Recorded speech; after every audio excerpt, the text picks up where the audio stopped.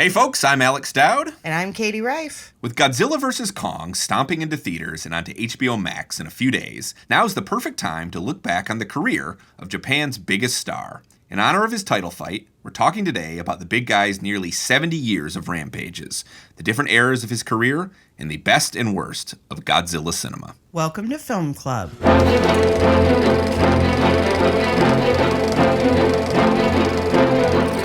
So as you mentioned, Dowd, Godzilla vs. Kong is coming out at the end of this week in theaters and on HBO Max. And on the site, we are running a Watch This series of King Kong movies. And so I figured for this week on Film Club, we'd represent, the other half of the bout with talking about Godzilla. We're trying not to be too partisan about this. We know that there are fans on both sides of the aisle on this one. Pick your own corner. We've got content for everybody. Godzilla fans, King Kong fans. We've got something for everyone here at the AV Club.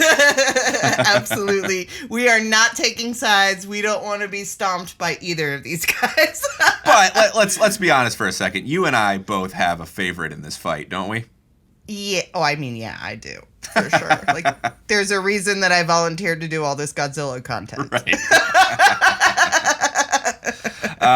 Same here. I'm more of a Godzilla guy, but we will leave the King Kong discussion for the Watch This series that is running on the site next week. Yeah. I personally... Or this week, actually. Sorry. King Kong is cool, I guess, but he doesn't have radioactive fire breath, so I just don't get it. Don't at me, but I just don't understand it. And also, Dowd, you mentioned you called Godzilla Japan's biggest pop cultural export, but because he's definitely the tallest pop culture icon to come out of Japan. I was kind of debating before we started recording whether Godzilla or Hello Kitty would be a better known Japanese pop culture phenomenon. I think it might be a toss-up. Well, then you also start getting into like certain video game characters too, because so much video game culture comes straight out of Japan, and you're like, totally. Is there somebody on that side, a character created in Japan that's bigger than Godzilla? I don't know. Maybe. I mean, you'd have to do a survey of people in, I don't know, Lapland or something, like the end of the earth in Siberia. Be like, hey, have you heard of this? Yeah, exactly. But Godzilla is a really interesting and rich topic to talk about because since he first, destroyed Tokyo for the first time in 1954, the character has evolved from a fearsome metaphor for nuclear Armageddon to a friend of precocious children. It circles back to scary versus kind of cuddly over the years, back and forth. And the different eras of Godzilla have, different types of appeal, which we will break down over the course of this week's episode. But first, I wanted to ask you, Dowd, what was the first Godzilla movie you ever saw? Was this a character that was present in your childhood? Oh, I mean, he loomed over my childhood. Yeah. I mean, he loomed over my very early childhood, honestly. I don't know if I can pinpoint the first one that I saw. It might have been the original, honestly. It's possible it was the original. But I would, as a child, I was a big Godzilla kid, and we would go, we'd go to the video store once a week. My dad would take me to the video store, and I would frequently rent a Godzilla movie, and there was probably a run in there where I saw everything that was available on VHS, which is to say everything basically through the 70s of Godzilla cinema, Right. And these would have been the American versions of those films, probably dubbed dialogue. I think so. Yeah, I think the dubbed versions were what was available at major video stores in the early 90s. I guess it would have been. So yeah, it was back then. I think it was a little bit harder to get your hands on the subtitled versions. Absolutely. And Godzilla, I wasn't there. I was born in 1983. But from what I understand, Godzilla movies being shown on TV was a big thing in the 60s and 70s. And so a lot of people who were kids during that time, have these memories of Godzilla marathons playing on Saturday afternoons. That was a big thing for a while. That's something we've talked about on the podcast before about how, TV distribution models can turn something into a, generational touchstone. Oh, very much so. Yeah. I mean, if something's just on and then that becomes the thing that you like, you know? It's sort of like when people talk about as a kid, like your friends are the other kids that are around, you know? Right. Like those are who your friends are. It's sort of, sometimes I do think about that. I actually have a little bit of a miniature existential crisis thinking about this, about the fact of like how much of my interests were determined by access, you know? Like how much am I like into movies simply because I had parents who liked movies, and my dad had a huge movie collection. This fundamental tenet of my identity, how much of it was defined simply by access, you know? Yeah, that's interesting. And well, I think like for me, I don't really believe in that as much because I didn't have in my childhood access to a lot of the same stuff that a lot of my peers are into and I'm into now, but I still ended up getting into it. So maybe, you know, it was just a different type of access, whereas when I got to be a teenager, this was the kind of stuff that all my cool friends liked, and so I got into it that way. But like I didn't, you know, have as much of a pop culture saturated childhood, I think, as some of the film critics that I know. We talked about this before with horror movies too. Yeah. But I didn't really watch Godzilla movies until I was like a teenager, and I think I might have first been exposed to kaiju movies on Mystery Science Theater 3000, actually. That makes sense. I mean, there's quite a few of those available on that, right? Yeah, for sure. They did Gamera for sure, but that's a whole other, that's Daiei Studios. That's a whole other ball of wax in terms of franchises. But yeah, like I definitely, you kind of teased up top talking about the worst Godzilla movies. I very vividly remember going to see the 1998 Matthew Broderick Godzilla in theaters. I remember that. Me too. I mean, and I actually sort of still think of that movie as like the first moment where I became sort of cognizant of the idea that the Hollywood hype machine could disappoint you, you know? Oh my God, me too, actually. Right? Yeah. I mean, like this thing you're so looking forward to, and then you go see it and you realize, you get this sinking feeling leaving it that it didn't deliver, you know? And that's a very familiar feeling, I think, you know, for a lot of people going to the movies. But there is a moment, I think, when you're young, because at a certain point, when you're young enough, everything delivers in the sense that it's a movie that's in front of your face, you know? Right. But as you start to going to the theater, right, and it's big and it's loud and all that kind of stuff. And when you're a kid, you're just like, what? Yeah, you're just blown away by movies in general. Exactly. Just the experience of seeing a movie is exciting. But then you start, you know, I mean, an important part of growing up is you start to... Your tastes start to shape, you know, and you start to realize what you like and don't like. And I remember watching the Roland Emmerich Godzilla in 1998, again, a film I was so excited for. Totally. And I just got this nagging feeling that it wasn't delivering in a way. I was like, there are aspects of this that feel like they should work. I was like, for one thing, why is this Godzilla not like really going to town on New York? Like, why? Yeah. He really doesn't even destroy that much, you know? No, he's a very acrobatic kind of Godzilla. He steps between the buildings very gingerly like a cat. Also, how the fuck does he fit in the subway system? He's huge. It makes no sense. Yeah. Oh my God, but the hype on that movie was so intense. I remember there just being like ads everywhere. Oh yeah. And they put out that soundtrack which had the songs with that had the Godzilla remix where they just added Godzilla roars at the end. I love that. Like you're listening to like Green Day's Brain Stew and suddenly the Godzilla scream comes in. And then there's a skronk in the background. Yeah. Oh, that was the funniest shit.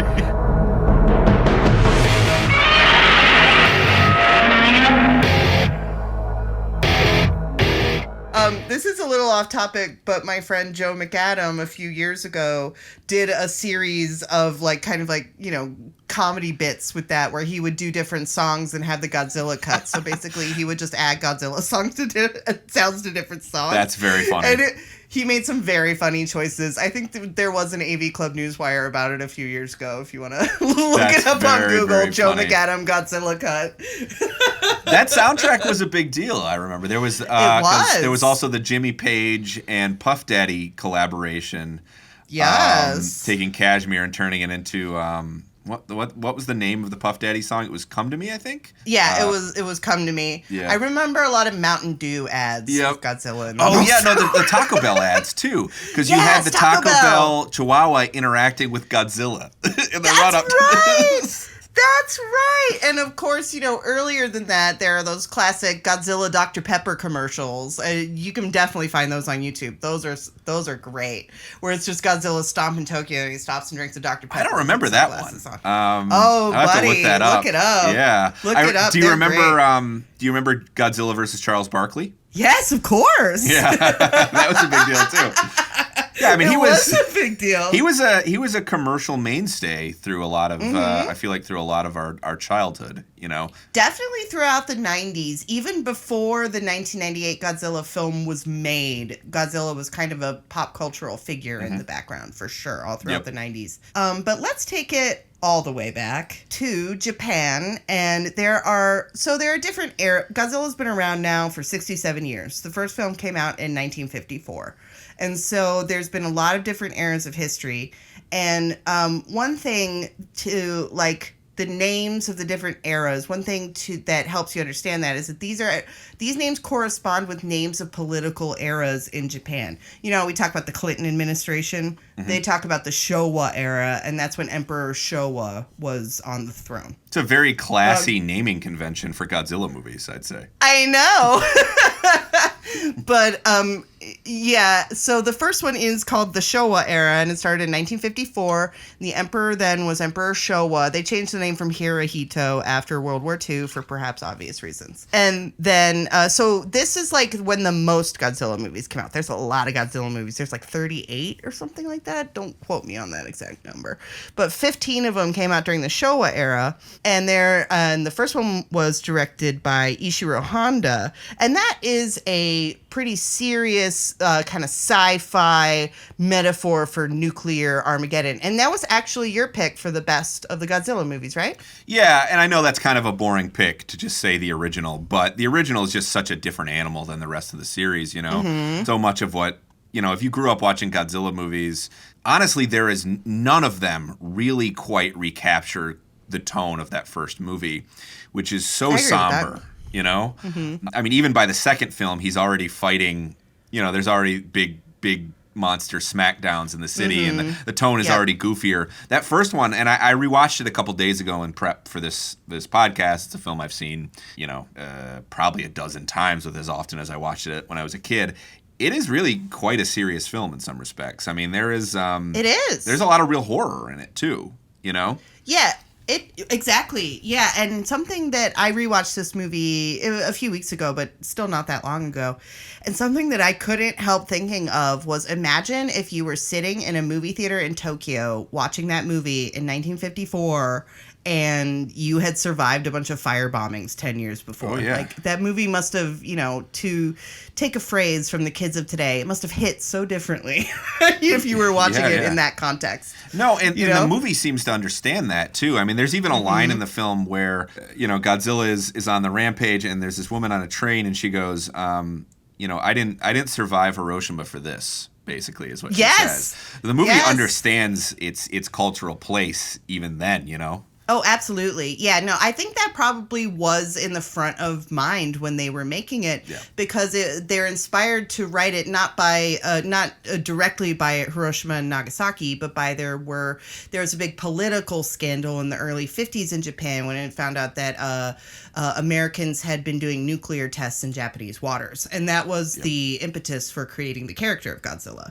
So it is very tied up in this sort of the politics of American and Japanese international relations, which makes it so interesting the way that it went later on, Oh, for sure.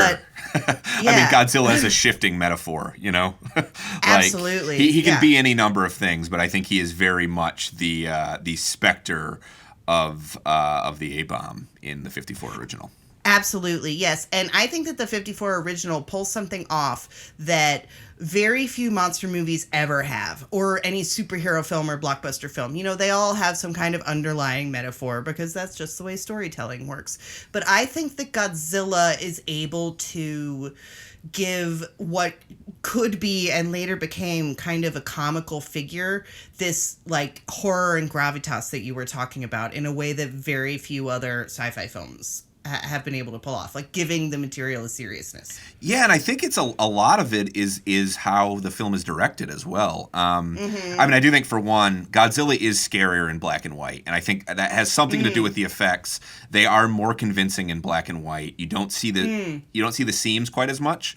I mean, the reality is that when you're watching a Godzilla movie, with the exception of the modern aggressively CGI ones, you kind of automatically have to do a certain suspension of disbelief. I don't think it's hard for kids. It certainly wasn't hard for me to just accept that this guy in a suit was a monster, you know? Right. But the first film is really good, I think, in creating that sense of continuity in your head. And I guess what I mean is, like, scenes where Godzilla's attacking, there's a few of them throughout the film, obviously, but like there's a big attack scene on Tokyo.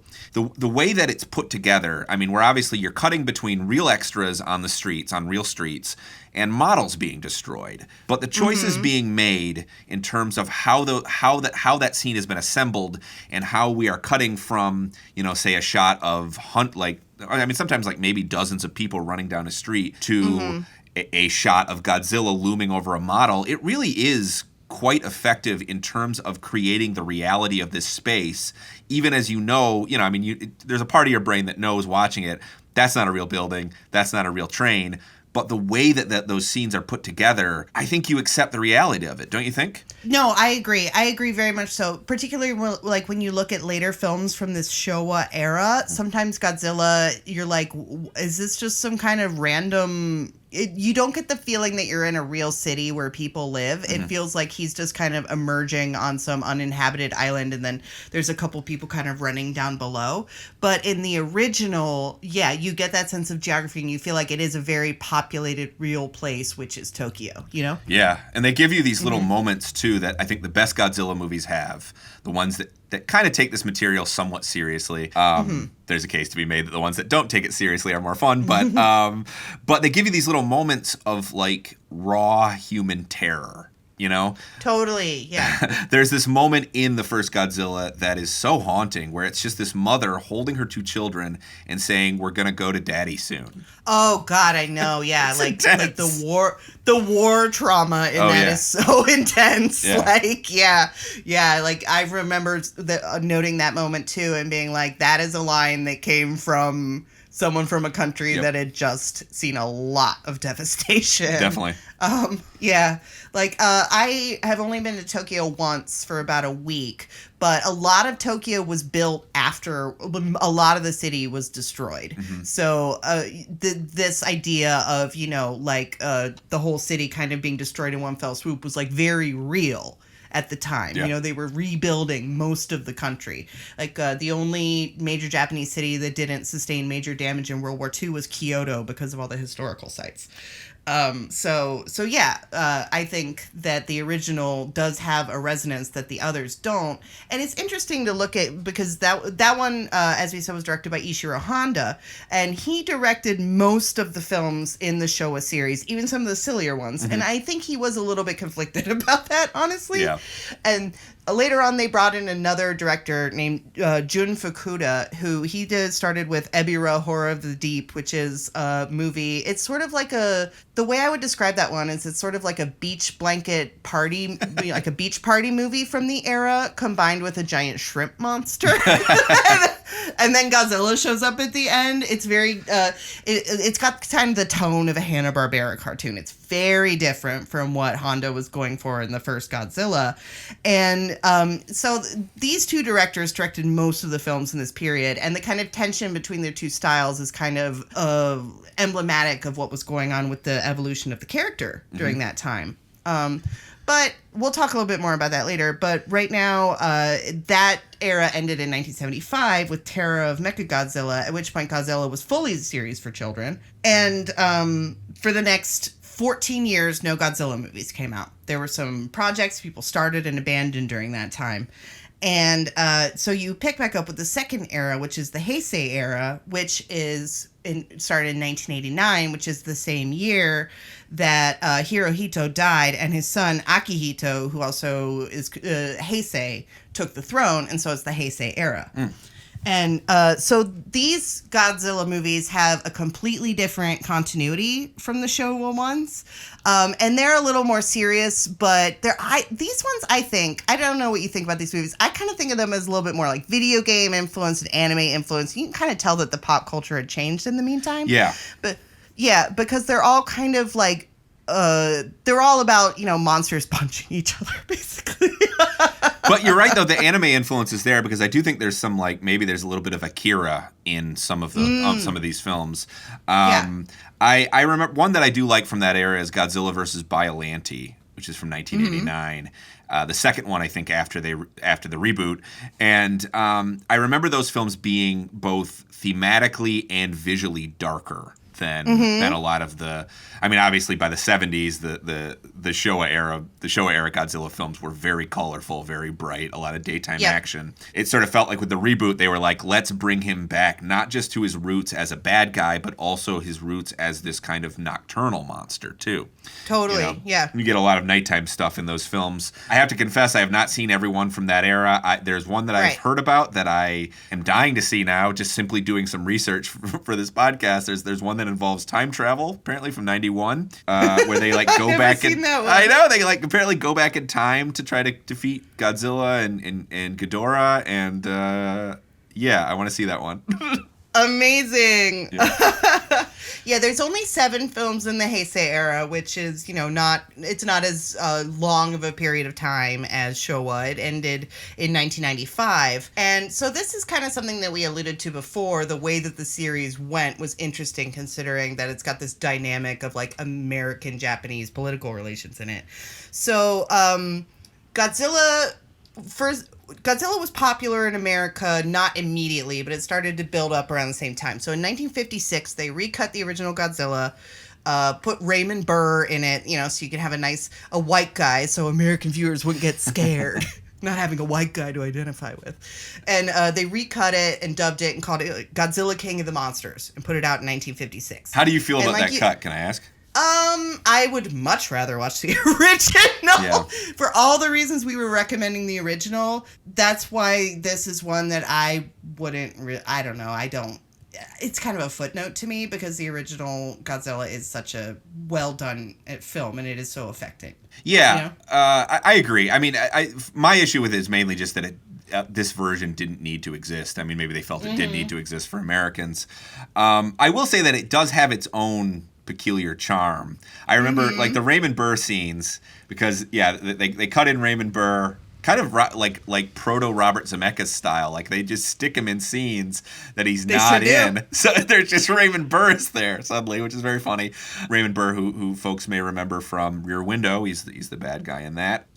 So it's interesting. There's a little bit of a noir flavor to King of the Monsters because he narrates it, and I would say you're right that it's a footnote. It's interesting as an alternate version, but I do think that if you're gonna watch this film, try to watch the Japanese cut for one thing because the dubbing, and you and I have talked about the dubbing in Godzilla movies and how sometimes it can add to the fun effect.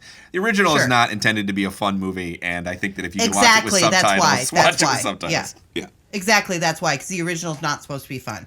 Like, you look at King Kong versus Godzilla, which is the third Godzilla movie from the Showa era.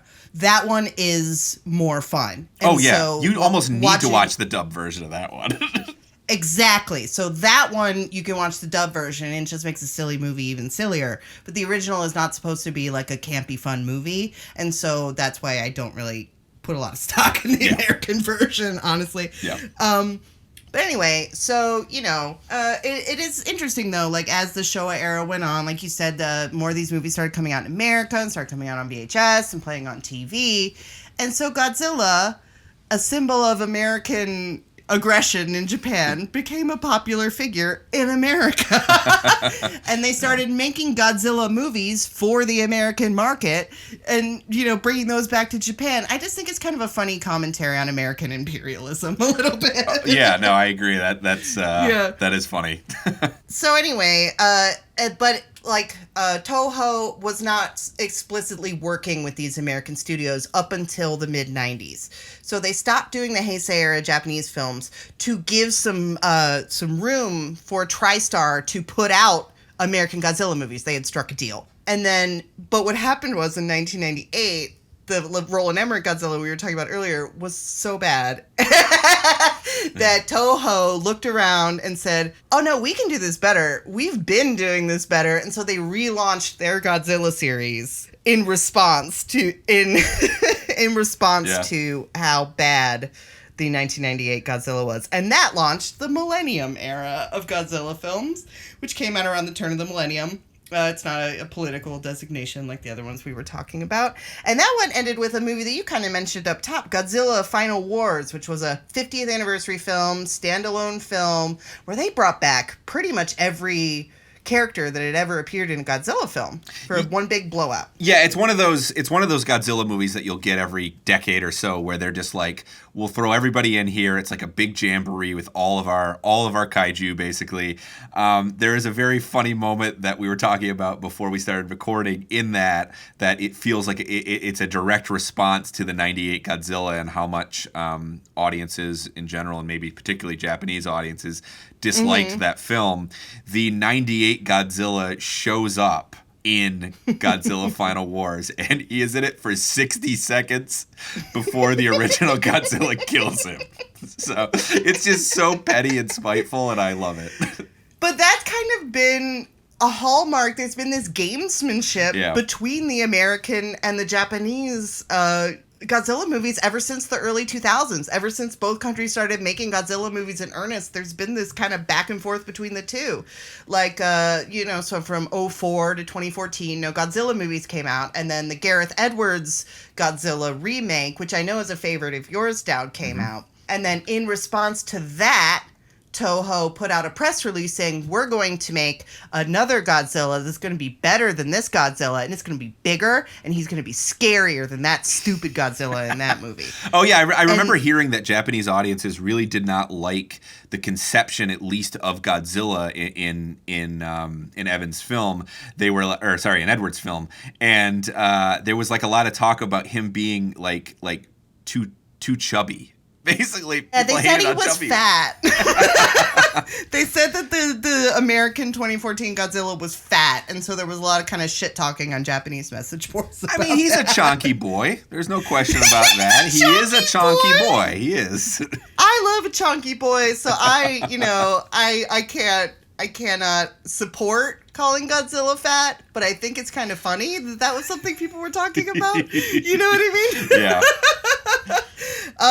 So the Reiwa era is what the current iteration of Japanese Godzilla movies are called. There's only been a couple. There was Shin Godzilla in 2016, and then there's a couple animes that came out since then, which is the biggest Godzilla you've ever seen. He's like 300 meters tall. He's 3 times as tall as any other Godzilla in the animes. Again, it's that kind of pissing contest that I was talking about. It's like an arms race, Yeah. Like it always has to get bigger. Which takes it back to the initial nuclear metaphor. Totally. Yep. Yeah. The Reiwa era is the current iteration of Japanese Godzilla movies. Toho has a chief Godzilla officer now. His name is Keiji Ota. It's sort of a planning type of role. Like, they have people like this that work at, Marvel Studios and Lucasfilm, too. It's just somebody who's kind of in charge of overall franchise strategy. Yeah, is he like the Kevin Feige or something of the Godzilla universe, sort of? Kind of, yeah. He's in charge of shepherding it. Yeah, he's the caretaker of the Godzilla universe. And something that I thought was kind of interesting is back in 2018, I wrote a newswire about, because Keiji Ota had put out a press release saying that they were planning on creating a shared universe in the style of the MCU with Godzilla. And I was thinking, didn't they do that back in the 60s? Oh, yeah, totally. I mean, maybe they might not be technically the first universe, the first cinematic universe. I mean, I think if you can go back to the Universal Monsters. Exactly. The Universal Monsters were before Godzilla. Yeah, but they definitely were big into that. I mean, obviously in the 60s you had you had films that were starting to take characters from other movies. Mothra had Yep. her own movie. Rodan has his own movie. And then you throw them together with Godzilla in another film. So, yeah, that predates the Marvel strategy by several decades, Yeah, and it's kind of structured similarly to the Marvel strategy, where they started by doing a Godzilla, Mothra, Rodan, and then they started doing like Godzilla versus Mothra, Godzilla versus Rodan. So they started by giving each character their own movie and then combining them and having them fight in later movies, which is a lot of what happens with the MCU, too. Totally. It's the smart way to do it, too. I mean, people are excited about seeing characters who have had their own moment in the sun face off against each other. Absolutely, yeah. And so, along with all this kind of evolution of the franchises and the different eras, mostly the evolution of the character of Godzilla, one way I kind of like to think about Godzilla is the way that we talk about Batman and which kind of Batman do you like? Mm-hmm. Like, do you like the campy Batman or the super dark and gritty Batman? Godzilla's kind of like that, I think. Where, it started off originally, like we were talking about, as a fairly serious sci-fi concept. Mm-hmm. And then over time, by the late 60s, Destroy All Monsters came out in 1968, and that was one of those Monster Mash movies you were talking about, one of those ones that kind of predates the idea of, like, say, an Avengers Infinity War, by putting all these popular characters into one big blowout movie. But then after that, the, 6 more movies came out in the Showa era after that, and those were all made for something called the Toho Champion Festival, which were matinees for children that ran during times of the year when children were off of school. And so they were specifically making them for kids around that time. And something that I've noticed is that, unlike Batman, which has gone back and forth between campy and serious, like the Heisei era and the Millennium era and the American movies, none of them really go for campy Godzilla. Yeah, I mean, it's almost like Godzilla had a campy moment, and then they were like, we're not doing that again, right? Like they thought it was a mistake. Yeah, although, I mean, you can answer me this, because I think maybe you've seen a few more of the slightly more recent ones. I've sort of dabbled in recent Godzilla. Is he ever the good guy in anything past the 80s? He, defends the Earth against other monsters, but he's not, a friendly, cuddly children's character like he is in those early 70s movies.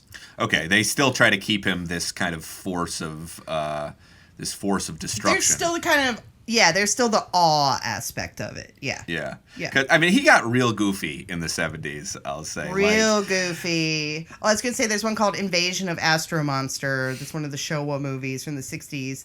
And there's a part in it where Godzilla does this little dance where he's jumping up in the air and kind of waving his arms around. And I was like, what is that? And I looked it up, and it was a little dance that a popular anime character would do. Oh, my God. So, yeah. I feel like that's something that you see with horror characters and with monsters a lot, is that at a certain point, it's almost like they've exhausted this character's frightening qualities. So the only direction for them to go is in a goofier one, or a more comic or a more anti-hero direction. I mean, you see it even in the 80s. You see with the slasher characters. I mean, somebody like Freddy Krueger becomes more of a joke with every installment. You saw it with the Universal Monsters. I mean, at a certain point, Frankenstein and the Wolfman were facing off against Abbott and Costello, I feel like they got all of the fearsomeness out of Godzilla they could during that first era, and then just said, well, fuck it, let's make him this giant, goofy mascot who has an annoying, misbegotten son, and... We'll talk about his misbegotten son later. I honestly kind of hate that character, and I think you do too. He looks like... Okay, we'll get to him, but We'll get to him. I hate him. I hate his face, and I hate him. Well, I think one way, because the more recent Godzilla films, like Shin Godzilla definitely goes for a shock and awe, terrifying Godzilla. And the legendary films also kind of go for that sense of awe. Yeah. And I think that one way that they do that, keep it fresh, like you were saying, is by kind of... using Godzilla to represent slightly different things. Mm-hmm. Like originally, as we were talking about, it was a metaphor for nuclear power. Not in the sense of, a power plant, but in the sense of America asserting dominance through nuclear bombs. And American imperialism and, the bombs being dropped on Hiroshima and Nagasaki. That was Godzilla's original metaphorical meaning. But it's interesting, more recent ones, like I was talking about Shin Godzilla, that works in a more recent event, which is the Fukushima nuclear disaster, is kind of worked into the plot of Shin Godzilla, and in the character reflects that. And something I think is interesting is that in the legendary movies and in some of the American movies, Godzilla can be kind of a guardian of the Earth. Mm-hmm. Like protecting the Earth from human intervention and pollution and stuff like that. Yeah, which is also an element that shows up in the 70s as well. There's one that where it was called in America, Godzilla versus the Smog Monster. I believe in Japan it was Godzilla versus Hedorah. And that one is a total environmental screed. Like, it is very much about pollution and about the effect that it's having on the earth. And I feel, he's, they say that all monsters are metaphors. I mean, he's the size of a skyscraper. He can be a lot of different things depending on the era. Right. It is often, usually, though, something that mankind is doing that is hurting the earth, right? Mm-hmm. Right, because, testing nuclear bombs in the Pacific also hurts the earth. That's an environmental disaster as well. Exactly. Yeah. Can we talk for a second about Shin Godzilla?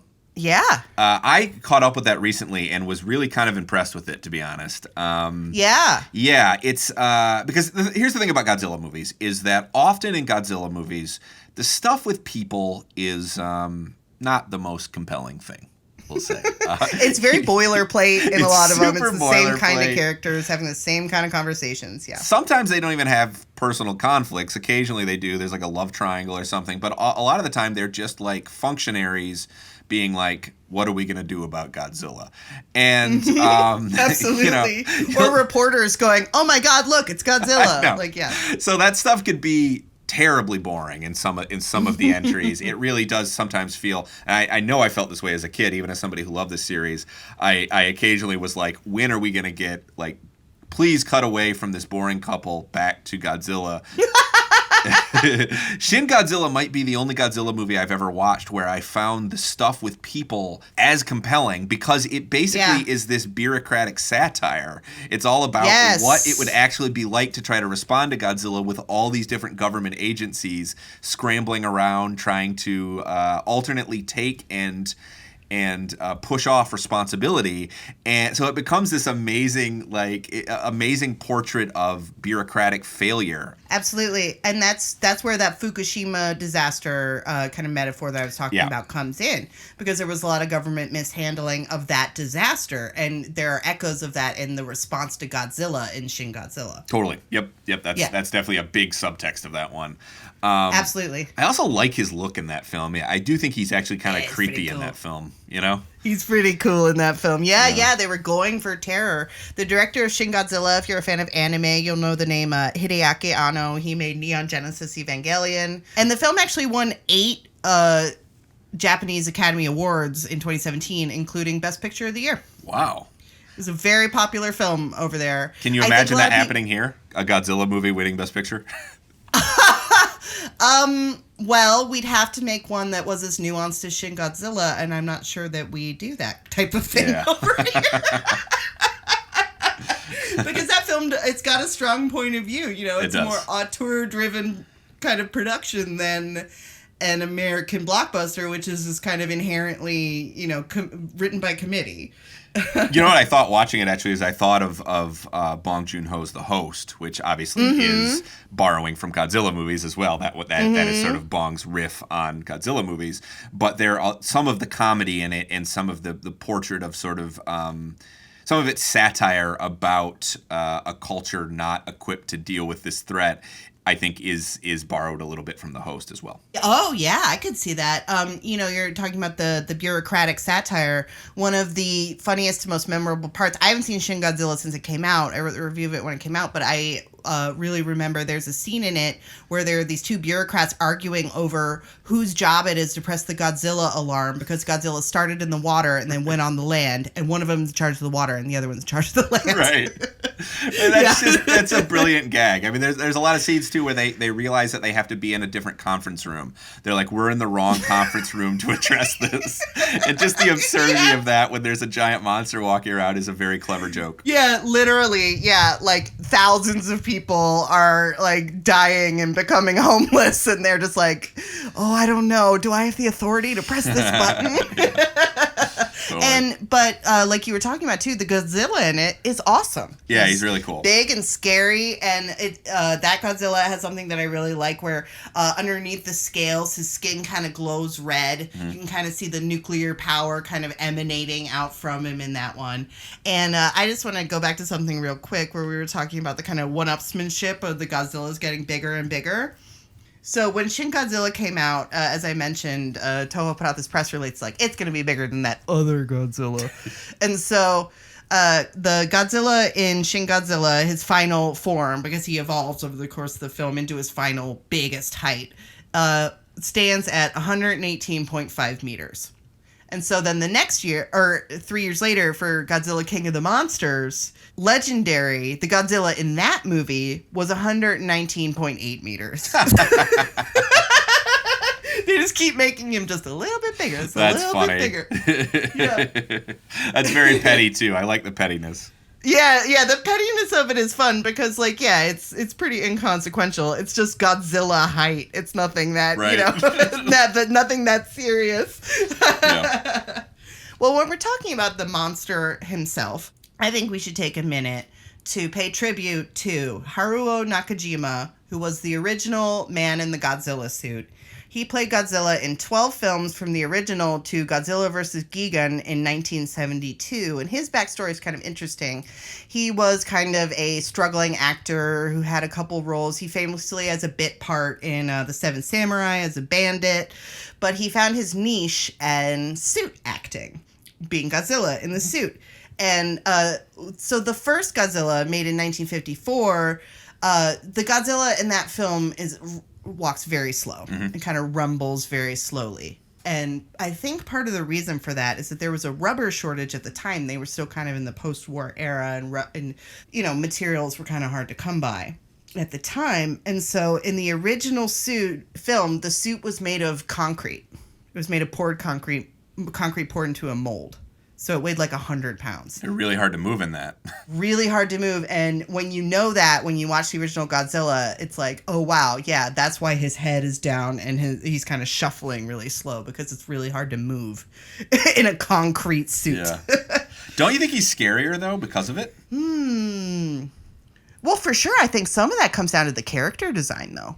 Yeah, because... no, totally. I just mean that, like, in the same way that, like, you talk about something like Jaws, where the mechanical shark kept malfunctioning, so Spielberg has to find ways to make him scary without seeing him.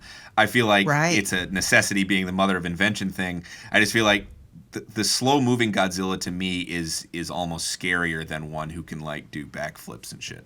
You know? Oh, interesting. This is sort of like the zombie argument. Yeah. Do you like the slow zombies or the fast zombies? Exactly. Yep. It's a lot like that. Yeah. Because he's just this force that is coming for you. He might be moving slow, but he will get you. You know? Right. Yeah. I mean, I tend to be a little bit, facetious and be like, well, it's not that hard to run away from Godzilla. Like, well, but come on, so each slow. step he takes is like covers like 3 blocks or something. You know, you better have a head start.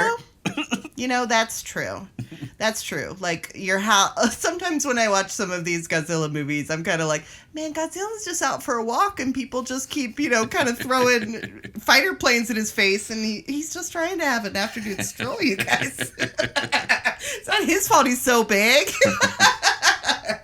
But as I mentioned before, like, pretty much 2 or 3 films might have the same Godzilla character design, but they are continually updating the design. And this is something when King of the Monsters came out, I did an interview with the production designer on that film, and he was talking about how every single director who gets their chance at making a Godzilla movie gets a chance to kind of put their individual stamp on Godzilla, and so the character will be tailored and change a little bit with every single iteration of the monster. And that includes that height stuff that we were talking about. Yeah. But there's also things where, like, some Godzillas look more lizard-like, and some have like a brow bone and movable eyes and look more human. And sometimes Godzilla is taller and skinnier, and sometimes he's shorter and stouter. His tail will get longer. He'll have new powers in different films, that kind of stuff. Do you have a Godzilla that you're especially fond of, Dowd? That's a good question. I actually really like the design of him from. I think in Japan it was called The Return of Godzilla, the first one of the second era. Here in the U.S. we called it Godzilla 1985.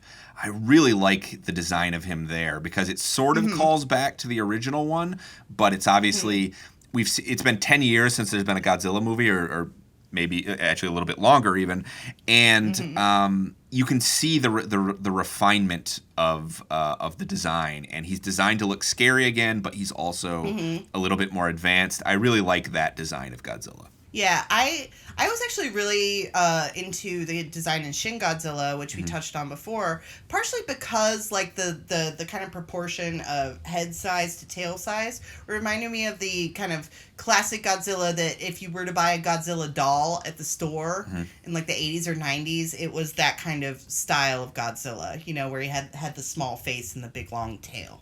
Yeah, he just looks kind of wrong proportionally, and that's, I think, is sort of part of the appeal. You know, he doesn't look like something that Godzilla does not look like something that could exist in the natural world. He is a mistake. No, you know. Yeah, and that he's an abomination that came out of nuclear testing.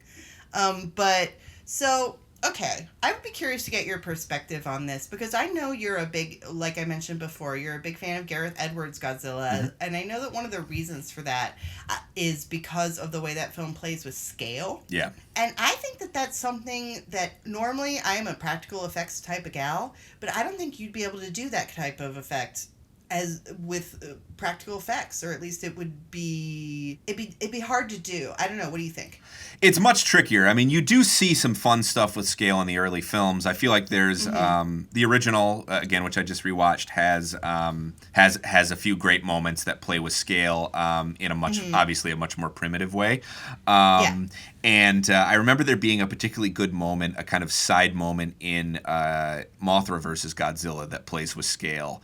But for the most part, they're doing things in the 2014 one that they could never really do before because of how advanced the effects are. And I do think that is the big benefit of that film, and the thing that makes it, in my opinion, a really pretty terrific blockbuster is the degree to which they emphasize the actual size of these things in relation to people. So much of the film unfolds from like basically a puny human perspective. So I mean, it's one of the reasons I didn't like the sequel as much, King of the Monsters, is that I felt like they were giving us more. They were kind of catering to what fans might have wanted more out of this, which is like give us like clearer sort of medium shots of the monsters fighting. I want to be able to tell. I want to be able to see these fights like with a little bit more clarity and a little bit more. We're just getting a better sense of them moving around the space. But I really like in the 14 one how everything is so much from the human perspective, and Godzilla just looks huge in a way that he never had in any previous movie, you know? Yeah, but that's funny though, because one of my big criticisms of King of the Monsters is you couldn't see what the hell was going on because it was all behind these sheets of rain. It's true. There actually is. It's funny because I do think it's shot in a way. It's at least shot from a distance that is supposed to emphasize like a better vantage on the action than, say, like staring out of a bus window. But I do think that's kind of a clumsily directed movie in some ways. And yeah, I mean, like the first scene where King Ghidorah shows up is like in the Arctic, and there's like so much snow that you cannot see jack shit. You know? Yeah, you can't see anything. Like they went a little too far with the chiaroscuro, I think. Yeah, I would agree. The Rembrandt kind of effect, they went a little too far with that stuff. So there's like some striking images in that film, but I do think that a lot of the action, like some of it is a little indecipherable. Something that I always generally have sort of an affection for is kind of campy rubber suit effects. But I know you're not as big of a fan of those. I think maybe because they kind of go with the kind of sillier, more childlike era of Godzilla. That's just something that I just always like. Like my favorite Batman is the Adam West Batman. So of course I'm going to like it when Godzilla does a little dance, you know? Would you say that the 70s Godzilla movies were the Adam West ones, whereas the original is like the Frank Miller Godzilla? Yeah, kind of. Or the original Detective Comics Batman. Right. Totally. Yeah, the Detective Comics version. And then, and then the 70s was Adam West. I do have a certain affection for the rubber suit effects. I think that they get a little chintzier as the series goes on, and I think that for me, the effects in the original Godzilla were not state of the art in 1954. They were they were kind of chintzy in 1954. Honestly, I mean, I remember there being discussions at the time that originally there was a discussion like, should we make him stop motion? And it was decided that the suitimation style that they were going with would just be a lot cheaper and a lot more feasible for them. But I think it works in that film because of the way that it's directed. Again, I think the 70s ones are less interested in giving us a sense of scale and giving us a sense of terror. I think they turn into wrestling matches almost. They're like absolutely, you know? and that's not a coincidence, I don't think, because professional wrestling was also getting more popular during that period. And I think it kind of speaks to them being explicitly aimed at children too. Yeah. Because something that I get a lot watching those 70s Godzilla movies is I get the only thing, like, it feels like a kid kind of smashing two action figures together, and the only thing that's missing is the hands holding the action figures. Right. You know, that's the only thing that's missing from that. Because, like you said, there's no real attempts to play with scale or anything like that. It's just we put these two creatures in sort of a generic forest clearing field kind of space and have them wrestle each other. Right. And there's a place for that, honestly. And one of my favorites of that era is Godzilla versus Mechagodzilla, which came out in 1974. It was sort of the 20th anniversary of the series. And I like that one. That is one of the ones that is rather explicitly maybe for a younger audience at that point. Godzilla is full good guy. And although, side note, one of the things I really like about Godzilla as a good guy is he always seems really put upon about it. Like, it's always like Mothra and Rodan have to talk him into it. And he's like, fine. Okay. Yeah, sure. Okay. The first movie where he turned good was Godzilla versus Ghidorah. In that movie, Mothra sits Godzilla and Rodan down and says, "Hey guys, come on, these humans need our help." And they go, "We don't care about the humans. Why should we care about the humans?" And Mothra's like, "Oh, well, we share the earth with them." And they are having this conversation, and it's all subtitled in monster speak. He literally talks them into it. Yeah, totally. Mothra literally talks them into it. I also like that Rodan has always come across to me as like an opportunistic dick, which it was something that Rodan is a dick. Like, he basically is just like, which side is going to come out on top on this? You actually see it in King of the Monsters, in the new one. He like is against Godzilla, and then when Godzilla wins, he's like, "All right, man, I'm on your side." Yeah, my bad, dude. My bad.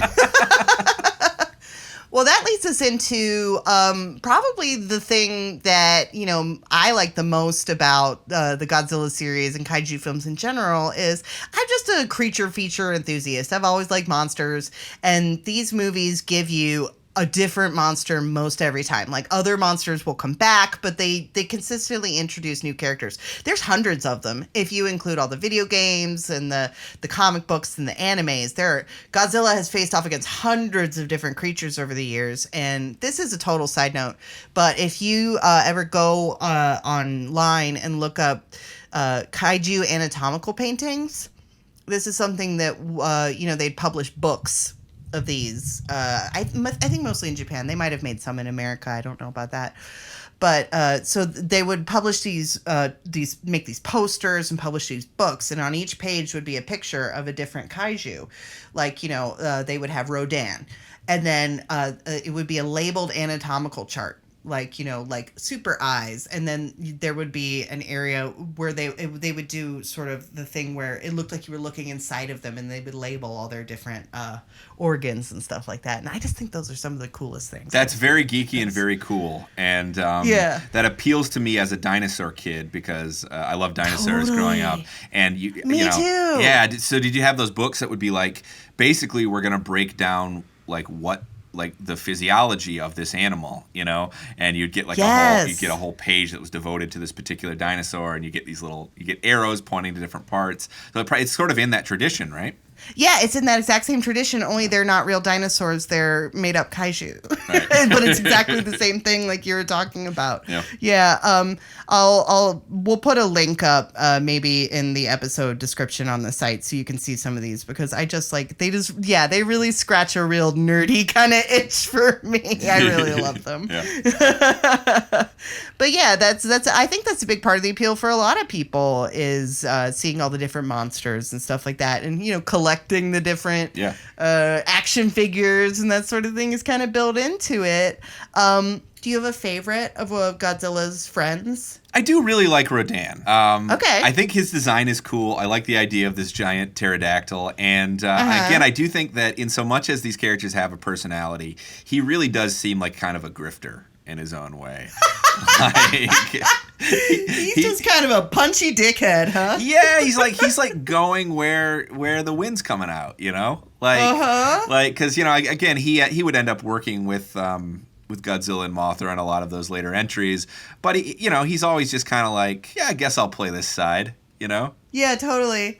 That's funny because my favorite is Mothra, and I like Mothra. Mothra is the most benevolent of all the kaiju. She is always on the side of humans. The moral compass of the Godzilla universe. Absolutely, yeah. She's the one who goes, hey guys, these humans really need our help, like I was mentioning earlier. That's one of my favorite scenes in any Godzilla movie. But honestly, the real reason I like Mothra so much is she has these two like tiny little, and I when I say little people, I mean they're like 6 inches tall. Yeah. These two fairy twins who are kind of her translators and her bodyguards, and they're these fairy twins who, anytime Mothra's in a movie, the fairy twins will show up and sing a song, and then Mothra will come out, and I just really love that. It's so it's so magical. Yeah. And the Mothra movies are usually pretty colorful too, which totally. I appreciate. Obviously, like we've been bringing up, different movies we like and different characters we like and even don't like in the case of the 98 Godzilla. Yeah. But I just wanted to, on the way out, kind of give our picks for two of the weirdest Godzilla monsters that we have seen in our many years of watching Godzilla movies. Yours came up already, Dowd. What's your pick? Yeah, I'd probably go with the smog monster, Hedorah. Yeah. And that's a weird movie in general. That's a very weird addition. I rewatched a little bit of it recently. And as a kid, I don't think you realize how weird something is sometimes. You're just like, oh, well, you're just like sort of rolling with it. But rewatching that film, that is a very strange addition to the franchise. It has like there are like animated interludes in it. There is a theme song. It's very pro environment, and it like pushes a real environmental message. It's also like kind of like there's some like kind of arty direction in it occasionally, And the monster is weird. I mean, he's this he basically is just like he's pollution incarnate, and he goes through these various stages, and he kind of has these like googly eyes. First he looks like a tadpole with googly eyes, and he keeps evolving. He's just a really a lot of I feel like Godzilla's friends and foes are sort of a lot of them end up looking like giant versions of animals or dinosaurs or something. Right. And Hedorah is just like he basically is just like shit formed into a monster, And that is one of the more visually kind of striking ones, of that era, I think, because of everything that you're talking about, the animated sequences and the cool creature design and all that kind of stuff. Well, who do you think is the weirdest? Okay, my pick is one that we both hate. I just don't know why this little creature has to exist. This little turd monster made out of sculpting clay, which is Manila, son of Godzilla, God's forgotten creature. This thing is just so pathetic. Like, he comes out of an egg and immediately just starts getting the shit kicked out of him all the time. He's like a little brat. I hate him. He's a little brat, and he's just always kind of stumbling around Monster Island, like crying because someone's being mean to him. And then he gets pushed down a hill, and he looks like he's made out of clay. Like, there's really no interesting character design there. And it's just like, people say God makes no mistakes, but Godzilla did make a mistake in creating Manila, son of Godzilla. I mean, he does look like Godzilla fucked a person, because like he is like Manila is like vaguely human looking. Yeah, that's weird. He is. Yeah, he's got this smooth skin. That's why I said he looks like that sculpting clay. Like if you're gonna make a mold of something, he looks like he's made out of that stuff. Yeah, you know that part in Alien Resurrection where Ripley, where basically the alien has sex with Ripley and there's a human alien. Manila is like the Godzilla human, like just a total mistake of nature. Just an abomination. I hate him. I really hate him. Even though it's got to be kind of hard for him, his life, because I mean, his dad is like the number one guy. You know, his dad's like the biggest, toughest guy on the block, and then he had this like extremely wimpy son who can only blow like little smoke rings. Yeah, the ultimate fail son, Manila. We'll have our review of Godzilla vs. Kong, the latest Godzilla movie from director Adam Wingard, up on the AV Club on Monday. In the meantime, please be sure to rate, review, and subscribe to Film Club wherever you get your podcasts. This week's episode of Film Club was hosted by me, Alex Dowd, and by Katie Reif. It was produced and edited by Carl Blomberg. Our sound mixer and finishing editor is Zach Goldsboro, and our motion graphics designer is Julie Mullins. Starting next week, Film Club is diving into a month of Oscars coverage. We'll kick that off with a discussion of Best Supporting Actor and Best Supporting Actress. See you then. Thanks. Bye.